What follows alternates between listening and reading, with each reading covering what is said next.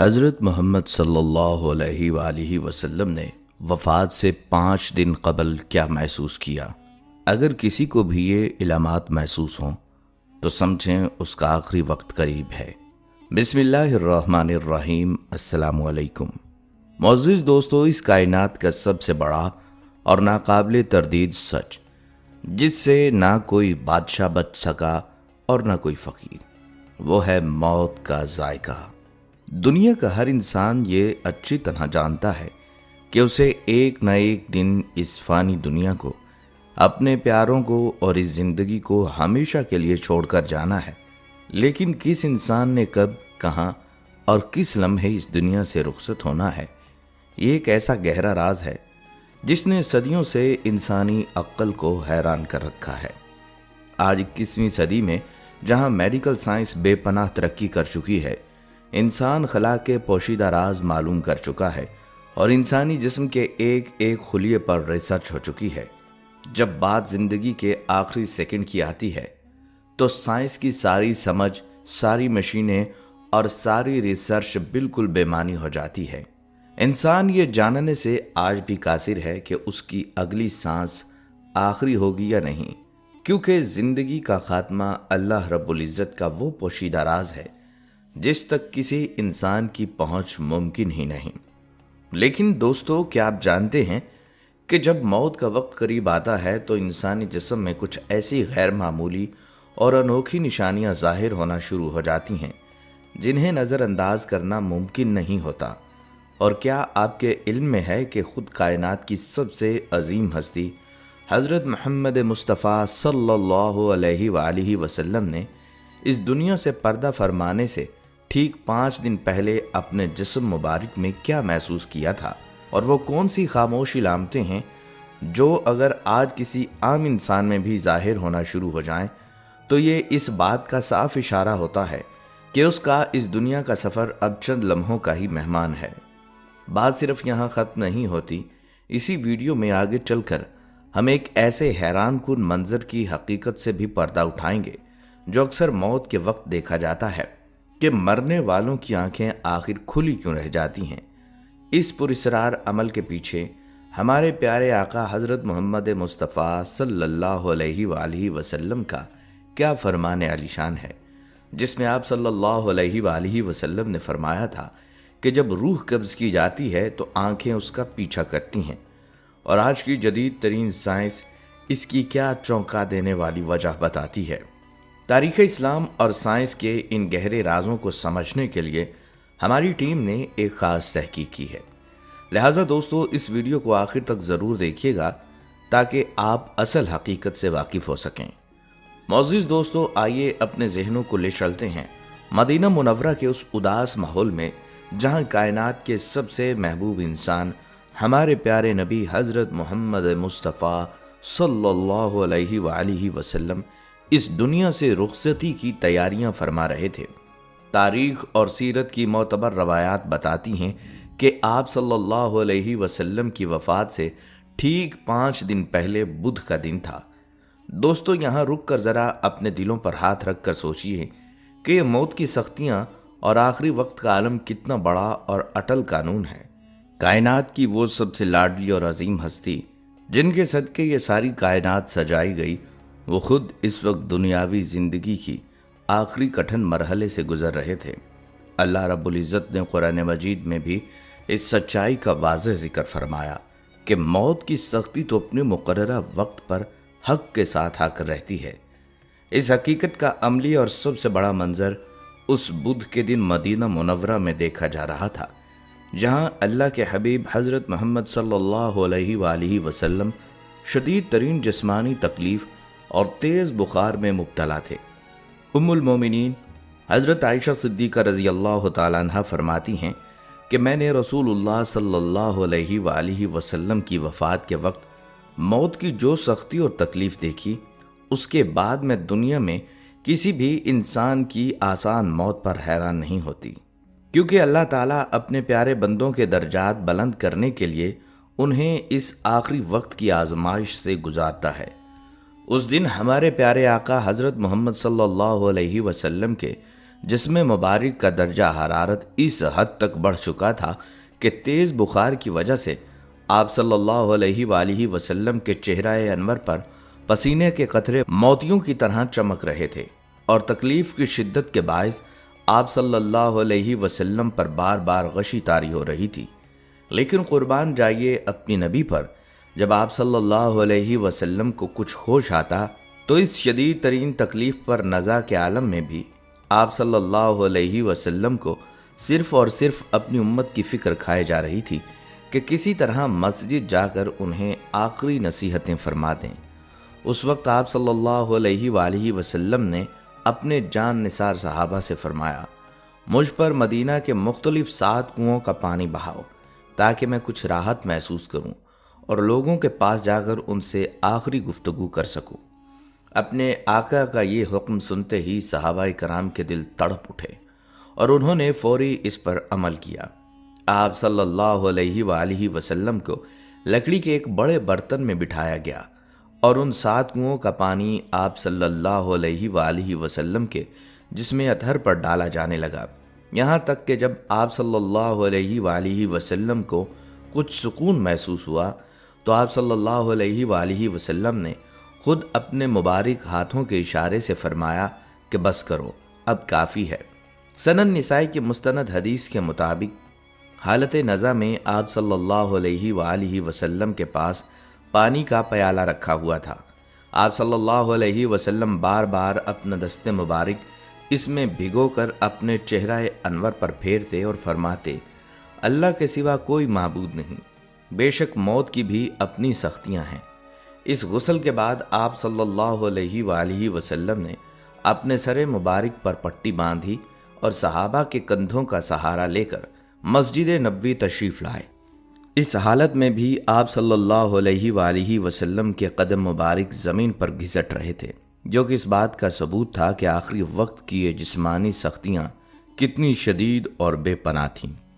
دوستو، یہ تو کائنات کی سب سے عظیم اور پاکیزہ ہستی حضرت محمد صلی اللہ علیہ وآلہ وسلم کے آخری ایام کا وہ احوال تھا جو ہمیں تاریخ بتاتی ہے، لیکن یہاں آ کر انسان کا ذہن کانپ اٹھتا ہے اور ایک بڑا سوال پیدا ہوتا ہے کہ جب کائنات کے سب سے محبوب انسان کو اس دنیا سے جاتے ہوئے اتنی جسمانی سختیوں کا سامنا کرنا پڑا تو ہم جیسے عام گنہگار انسانوں کا کیا بنے گا؟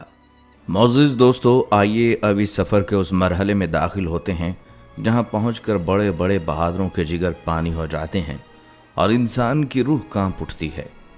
ہم اکثر دنیا کی تکلیفوں کا ذکر کرتے ہیں، کسی بیماری یا حادثے کے درد پر روتے ہیں، لیکن کائنات کا سب سے بڑا سچ یہ ہے کہ اس دنیا کا شدید ترین درد بھی موت کی سختی کے سامنے ایک معمولی چیونٹی کے کاٹنے کے برابر بھی نہیں۔ علماء کرام اور مستند اسلامی روایات ہمیں بتاتی ہیں کہ نزا کا عالم یعنی جسم سے روح کھینچے جانے کا وقت کتنا کٹھن ہوتا ہے۔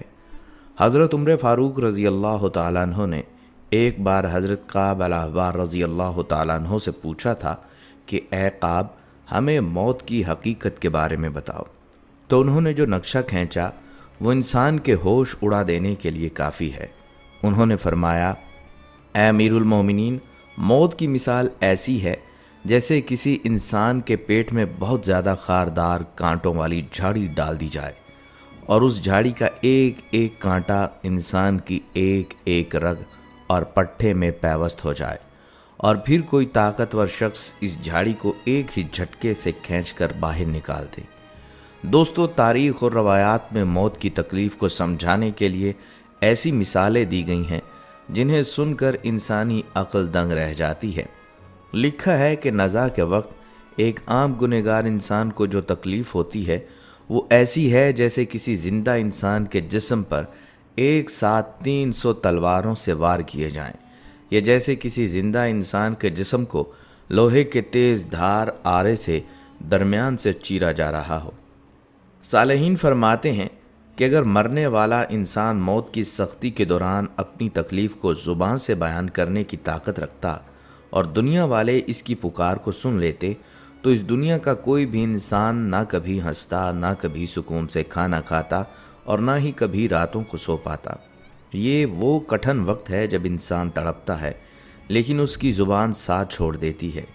वो चीखना चाहता है लेकिन हलक से आवाज़ नहीं निकलती, क्योंकि रूह निकलने का दर्द उसके पूरे वजूद को मफलूज कर देता है। मोअज़्ज़िज़ दोस्तों, अब सवाल ये पैदा होता है कि जब ये आखिरी वक्त बिल्कुल सर पर आन पहुँचता है तो वो कौन सी खामोश निशानियाँ हैं जो इंसानी जिस्म और उसकी नफ्सियात पर ज़ाहिर होना शुरू हो जाती हैं। मेडिकल साइंस और इस्लामी मुशाहिदात इस बात पर मुत्तफिक हैं कि मौत अचानक ही सब कुछ ख़त्म नहीं करती, बल्कि जिस्म कई दिन पहले इसकी गवाही देना शुरू कर देता है। आइए यहाँ इन निशानियों को तफसील से समझते हैं। दोस्तों, मौत से चंद पहले इंसान के अंदर सबसे पहली तब्दीली उसके रवैये में आती है। वो इंसान जो दुनिया के कामों, कारोबार और रिश्तेदारों में मगन रहता था, वो आहिस्ता आहिस्ता खुद को अकेला करना शुरू कर देता है। वो लोगों से गुफ्तगू कम कर देता है, पुरानी यादों में खोया रहता है, उस पर एक अजीब सी खामोशी तारी हो जाती है। साइंसी तौर पर दिमाग का वो हिस्सा जो इंसान को समाजी सरगर्मियों पर उकसाता है, वो आहिस्ता आहिस्ता अपनी तवानाई कम करने लगता है, क्योंकि जिस्म का दिफाई निज़ाम गिर रहा होता है।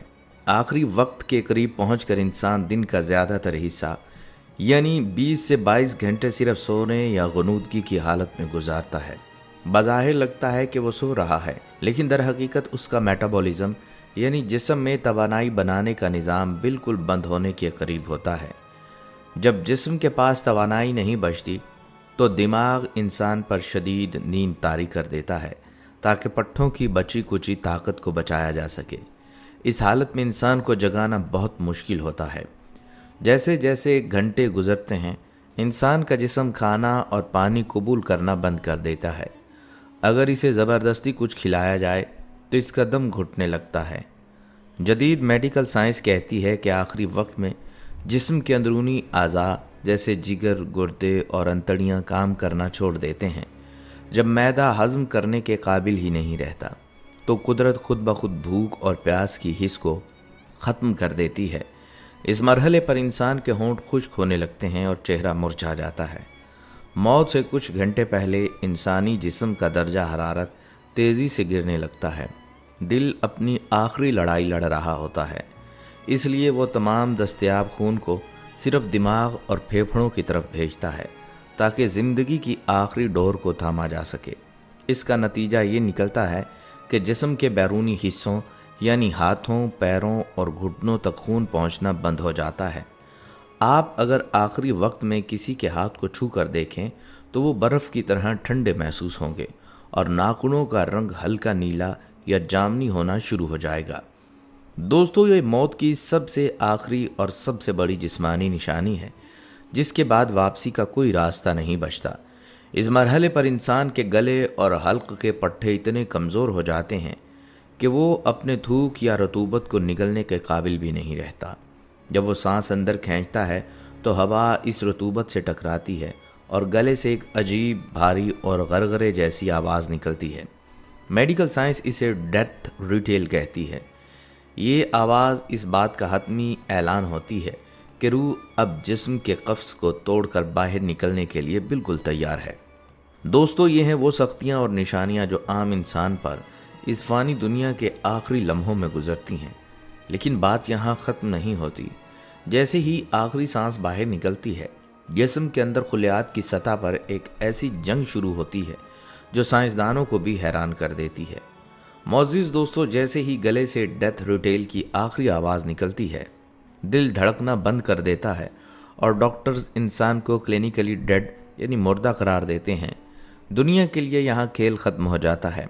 लेकिन जदीद मेडिकल साइंस की दुनिया में इंसानी जिस्म के अंदर, ख़ुसूसन हमारे दिमाग में, इस पहले 60 मिनट में एक ऐसी हैरानकुन और लर्ज़ा खेज़ जंग शुरू होती है जिसने साइंसदानों को भी चौंका कर रख दिया। मेडिकल साइंस की तारीख में ये माना जाता था कि दिल बंद होते ही दिमाग भी फ़ौरन मर जाता है, लेकिन यूनिवर्सिटी ऑफ मिशिगन की न्यूरो साइंसदान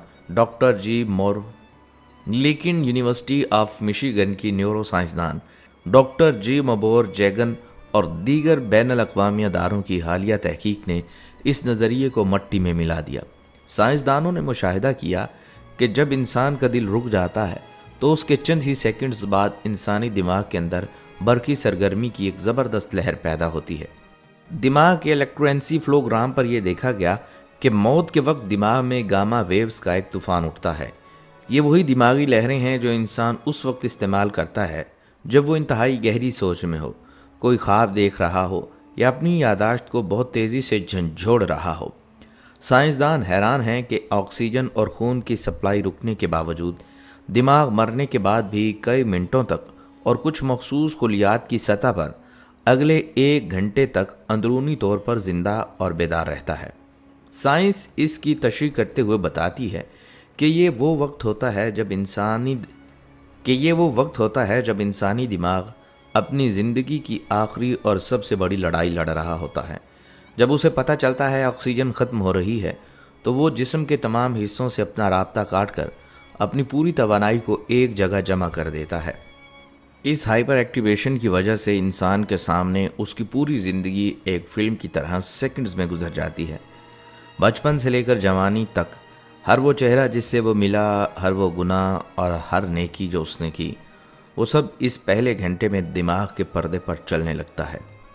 انسان باہر سے مردہ، ساقط اور بے جان نظر آتا ہے، لیکن وہ اپنے اندرونی جہاں میں پوری طرح ہوش میں ہوتا ہے اور اس خوفناک سائنسی ٹرانزیشن کو محسوس کر رہا ہوتا ہے۔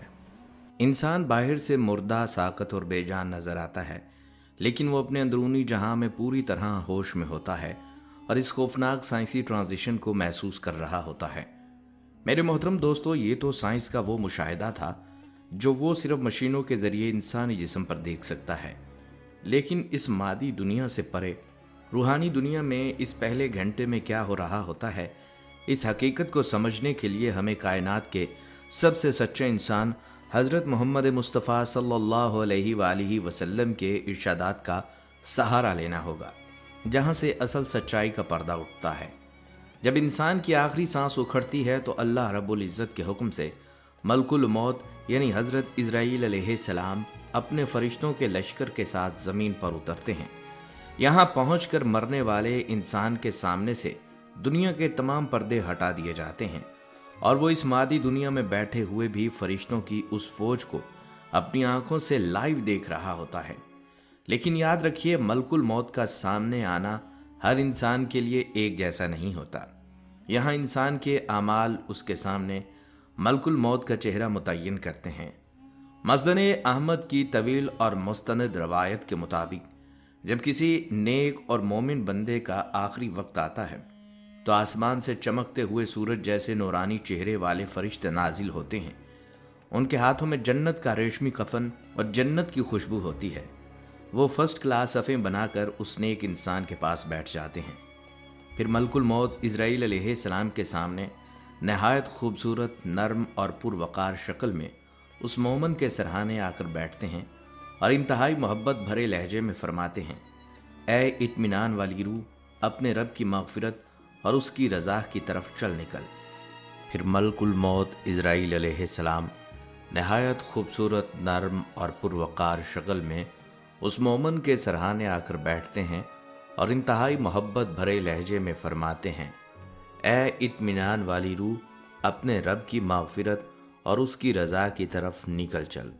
نبی کریم صلی اللہ علیہ وآلہ وسلم فرماتے ہیں کہ یہ سنتے ہی اس مومن کی روح جسم سے اتنی آسانی اور نرمی سے باہر نکل آتی ہے جیسے کسی پانی کے برتن یا سراہی سے پانی کا ایک قطرہ خود بخود بہہ نکلتا ہے۔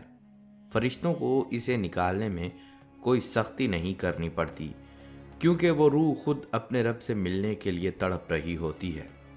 لیکن دوستو، اس کے برعکس جب کسی گنہگار، ظالم یا کافر انسان کی موت کا وقت آتا ہے تو یہ منظر اتنا ہولناک ہوتا ہے کہ انسان سن کر ہی کانپ جائے۔ آسمان سے سیاہ فام، ڈراؤنے اور غضبناک چہرے والے فرشتے اترتے ہیں، جن کے ہاتھوں میں جہنم کے ٹاٹ اور بدبودار چیتھڑے ہوتے ہیں، اور وہ اس گنہگار کے گرد غصے میں بیٹھ جاتے ہیں۔ پھر ملک الموت ایک انتہائی خوفناک، دیو قامت اور غضبناک شکل میں ان کے سامنے نمودار ہوتے ہیں۔ ان کا چہرہ دیکھ کر ہی اس گنہگار انسان کی روح خوف کے مارے تڑپ اٹھتی ہے اور جسم سے باہر نکلنے کی بجائے اندر ہی اندر پٹھوں، رگوں اور ہڈیوں کے پیچھے چھپنے کی کوشش کرتی ہے۔ ملک الموت اس کے سرہانے کھڑے ہو کر गरजदार और भयानक आवाज में चिल्लाते हैं, ऐ खबीस रूह, अपने रब की नाराजगी और उसके गजब की तरफ बाहर निकल। ये सुनकर जब रूह बाहर नहीं आती तो फरिश्ते उसके चेहरे और पीठ पर लोहे के हथौड़े मारते हैं।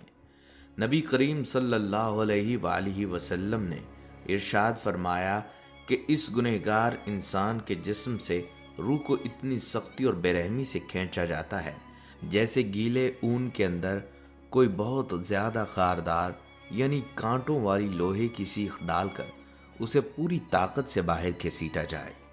इस खींचतान में इंसान के जिस्म की एक एक रग, एक एक पट्टा और एक एक खुलिया फट जाता है।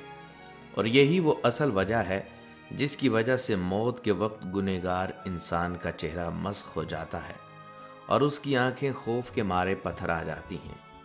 दोस्तों, ये है वो पहला घंटा जिसमें साइंस दिमाग के खुलियात का मरना रिकॉर्ड करती है और इस्लाम रूह का ये लर्जा खेज सफ़र बयान करता है।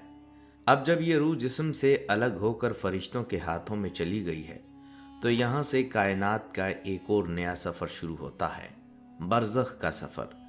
मौजूद दोस्तों, जब मलकुल मौत जिस्म से रूह को अलग कर देते हैं तो रूह एक सेकंड के लिए भी इनके हाथ में नहीं रहती।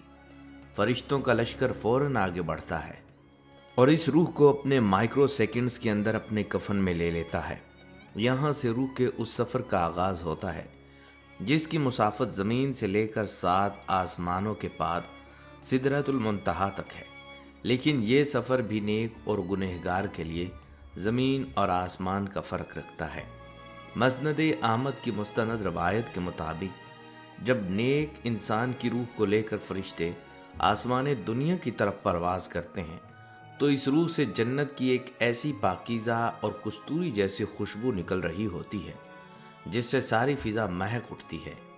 फरिश्तों का लश्कर जब भी फरिश्तों की किसी और जमात के पास से गुजरता है तो वो फरिश्ते हैरत और अकीदत से पूछते हैं, ये इतनी पाकीज़ा और ख़ूबसूरत रूह किसकी है? साथ चलने वाले फरिश्ते दुनिया में इस इंसान के सबसे बेहतरीन और ख़ूबसूरत नामों के साथ उसका तारुफ करवाते हैं कि ये फ़लाँ का बेटा है। जब ये लश्कर पहले आसमान पर पहुंचता है तो फरिश्तों के कहने पर पहले आसमान का अजीम शान दरवाज़ा खोल दिया जाता है। पहले आसमान के मुकर्रब फरिश्ते इस रूह के इस्तकबाल के साथ शामिल हो जाते हैं और इसे दूसरे आसमान तक अलविदा करने जाते हैं। इसी तरह दूसरे, तीसरे और 7वें आसमान तक इस रूह का एक फातिह की तरह शहाना इस्तकबाल होता है, यहाँ तक कि ये सफ़र अल्लाह रब्बुल इज़्ज़त के अर्श बरी के सामने पहुँच कर रुकता है। परवरदिगार आलम अपने इस प्यारे बंदे की वफादारी को देखकर इरशाद फरमाता है, मेरे इस बंदे का नामा आमाल ईलेन यानी नेक लोगों के दफ्तर में लिख दो और इसकी रूह को दोबारा ज़मीन की तरफ ले जाओ, क्योंकि मैंने इन्हें मट्टी से पैदा किया और इसी में लौटाऊंगा और इसी से दोबारा जिंदा करूंगा। लेकिन दोस्तों, ज़रा तसव्वुर कीजिए उस बदबख्त और गुनहगार इंसान का जिसकी रूह को जहन्नम के बदबूदार टाट में लपेटकर जब फरिश्ते ऊपर लेकर चलते हैं तो इससे किसी सड़े हुए मुर्दार जैसी ऐसी भयानक बदबू निकल रही होती है कि फरिश्ते अपने चेहरे छुपाने लगते हैं। रास्ते में फरिश्तों की जो भी जमातें मिलती हैं वो नफ़रत से कहती हैं, ये किस खबीस की रूह है। फरिश्ते दुनिया में इसके बदतरीन और गलीज़ तरीन नामों के साथ इसका जिक्र करते हैं कि ये फ़लाँ का बेटा है। जब ये लश्कर पहले आसमान के दरवाजे पर पहुंचता है और दरवाज़ा खोलने का तकाजा करता है तो आसमान के फरिश्ते साफ इनकार कर देते हैं और दरवाज़ा बंद रहता है। अल्लाह पाक का ये अटल कानून इस गुनहगार के सामने आता है और अल्लाह तबारक व तआला अर्श से हुक्म फरमाता है, इस खबीस का नामा अमाल सिज्जीन यानी जहन्नम के सबसे निचले खाने में लिख दो। इसके बाद फरिश्तों को हुक्म होता है कि इस रूह को इकराम के साथ वापस ना ले जाया जाए, बल्कि आसमान दुनिया से इस रूह को पूरी ताकत के साथ नीचे ज़मीन की तरफ पटक दिया जाए। वो रूह तड़पती हुई, चीखती हुई सीधी इस मादी दुनिया में अपने इसी बेजान जिस्म के पास आकर गिरती है जहां इसकी तदफीन की तैयारी होती है। मेरे मोहतरम दोस्तों, अब मंजर बदल चुका है, रूह वापिस आ चुकी है, गुस्ल का मरहला ख़त्म हो चुका है اور رشتہ دار اس انسان کو اندھیری اور تنگ قبر کے اندر اتار چکے ہیں، مٹی ڈالی جا چکی ہے، اور اب وہ وقت آ گیا ہے جسے میڈیکل سائنس جسم کا گلنا سڑنا کہتی ہے، لیکن اسلام اسے قبر کا پہلا امتحان کہتا ہے۔ نبی کریم صلی اللہ علیہ وسلم نے ارشاد فرمایا کہ جب لوگ میت کو قبر میں دفن کر کے واپس لوٹ رہے ہوتے ہیں تو مردہ انسان اس مادی دنیا کے اتنے قریب ہوتا ہے کہ وہ اپنے رشتہ داروں اور دوستوں کے جوتوں کی آواز کو صاف سن رہا ہوتا ہے۔ وہ پکارتا ہے، روکنا چاہتا ہے کہ مجھے اس اندھیرے میں اکیلا مت چھوڑو، لیکن اس کی آواز دنیا کا کوئی انسان نہیں سن سکتا۔ جیسے ہی آخری انسان کے جوتوں کی آواز ختم ہوتی ہے، اچانک قبر کی دیواریں ہلنے لگتی ہیں اور قبر کے اندر دو انتہائی خوفناک اور ہیبت ناک فرشتے نمودار ہوتے ہیں، جنہیں منکر اور نکیر کہا جاتا ہے۔ مستند احادیث میں ان کا جو حلیہ بیان کیا گیا ہے وہ کسی بھی انسان کے دل کو فیل کرنے کے لیے کافی ہے۔ ان کے چہروں کا رنگ شدید سیاہ ہوتا ہے، ان کی آنکھیں تانبے کے دہکتے ہوئے بڑے پیالوں کی طرح نیلی اور چمکتی ہوتی ہیں، ان کی آواز بجلی کی کڑک سے زیادہ تیز اور خوفناک ہوتی ہے۔ ان کے ہاتھوں میں لوہے کے اتنے بھاری ہتھوڑے ہوتے ہیں کہ اگر وہ کسی پہاڑ پر مار دیے جائیں تو پہاڑ بھی ریزہ ریزہ ہو کر مٹی بن جاتے ہیں۔ وہ فرشتے اس مردے کو جھنجھوڑ کر اور زبردستی بٹھا دیتے ہیں اور اس کائنات کا سب سے بڑا ٹیسٹ شروع ہوتا ہے۔ وہ گرجدار آواز میں 3 سوال داغتے ہیں: تیرا رب کون ہے؟ تیرا دین کیا ہے؟ حضور صلی اللہ علیہ وسلم کا خاکہ یا نام دکھا کر پوچھا جاتا ہے کہ ان کے بارے میں تو کیا کہتا تھا؟ دوستو، یہاں آ کر انسان کی دنیاوی ڈگریاں، اس کا پیسہ، اس کا سٹیٹس اور اس کی چالاکی صفر ہو جاتی ہے۔ اگر وہ انسان دنیا میں سچا مومن اور نمازی تھا تو اللہ پاک اس کی زبان کو ثبات عطا فرماتا ہے اور وہ بغیر ڈرے فوراً جواب دے دیتا ہے، میرا رب اللہ ہے، میرا دین اسلام ہے اور یہ اللہ کے رسول صلی اللہ علیہ وآلہ وسلم ہے۔